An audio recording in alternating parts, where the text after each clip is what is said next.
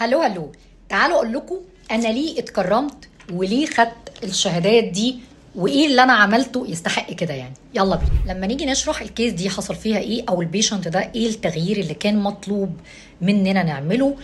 تعالوا نشرح ببساطة يعني ايه ماسكولاريزيشن، او يعني ايه نحدد شكل فيها ماسلز لميل مش فيميل.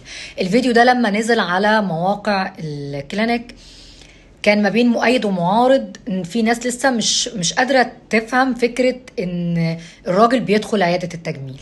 اول حاجه هتلفت نظرنا في الصوره دي صوره البيشنت ده والشاب ده قبل الحقن. هو ما عندوش اي مشكله خالص، ولكن احنا حطينا ايدينا على بعض النقط اللي هي ان الملامح كلها هاديه قوي، ناعمه قوي، طفوليه شويه، واحنا عايزين نخلي الملامح فيها اجريسيف شويه، او انها تبقى ماسلز اكتر، باينه فيها شاربنس اكتر. اولا احنا بدانا نحدد عظمه الزيجومه او الكونتورنج بتاعه، نعرضه، ودي مش من ملامح الجمال او الجولدن ريشيو بتاعه الفيميل.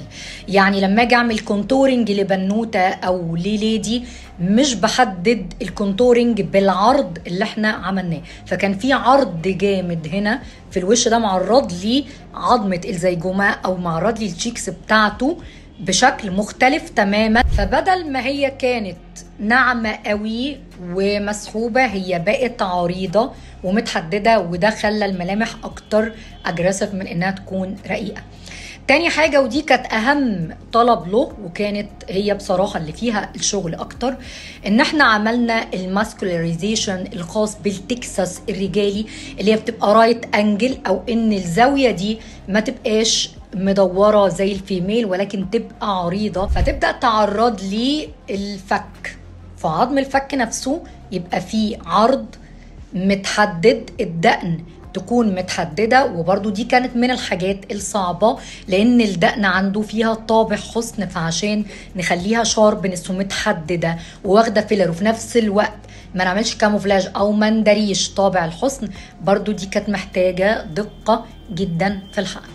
ليه أنا بشرح بالتفصيل أو يعني النقط دي على الكيس دي بالتحديد؟ ده لان الفيديو ده لما نزل جالي عليه كومنت سلبيه كتير جدا، وانا شخص بيقبل النقد جدا اذا كان نقد بناء ومحترم.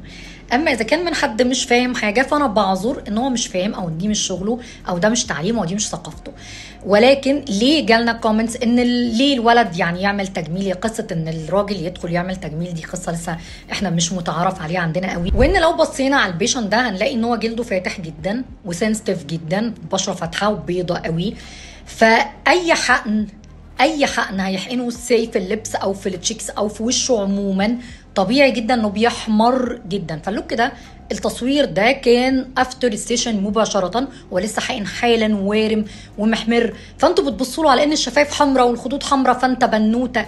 يعني هي كومنتات مش لطيفه طبعا ان احنا نقولها، بس دي مش الحقيقه خالص. وده اللي خلاني نزلت الصوره تاني افتر، صوره البيشنت بعد فتره من الحقن لما هدي والبليدنج راح والورم راح والدنيا هديت وبقت الملامح اوضح، علشان لما بدات الناس تهاجم وتقول ليه وليه الولد ومحمر له شفايفه وبقى بنوته. لا خالص خالص، بالعكس الملامح دي ما ينفعش اصلا اي دكتور في الدنيا او الطريقه دي في الحقن تتحقن لاي بنوته او لاي ست او لاي بنت، لان التعريض في الفك والكلام ده دي ملامح ذكوريه. ليه انا تميزت بالحقن ده وانه حاجه معروفه والتكساس والحقن ده سهل؟ لان احنا استخدمنا عدد سرنجات فيلر كتير جدا، ومع ذلك في المقابل ما عملناش اي امتلاء او نفخ.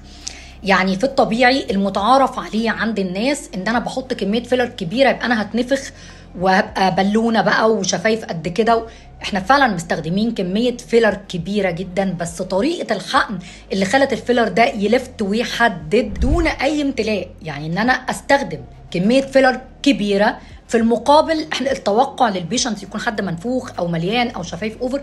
بالعكس احنا نقدر نصلح حاجات كتير في الجلد بفيلرز من غير ما نوصل لدرجه النفخ او الامتلاء. حتى في الشفايف طريقه الحقن بتغير شكل الشفه تماما، وبتغير لو في ديفو ممكن يتظبط. طريقه الحقن هي الاساس، مش عدد سرنجات الفيلر هو الاساس. وطريقه الحقن دي واماكن الحقن هي الحمد لله اللي خلتني خدت التكريم ده او الشهاده دي في تركيا. فلما نزلت الفيديو كنت لسه جايه من السفر وفرحانه بالتكريم، قابلتني كومنتات سلبيه اللي هو الولد بقى بنوته وليه يحقن وليه. حبيت بس اوضح لكم وافهمكم ان الحقن ده مدرسه كبيره قوي.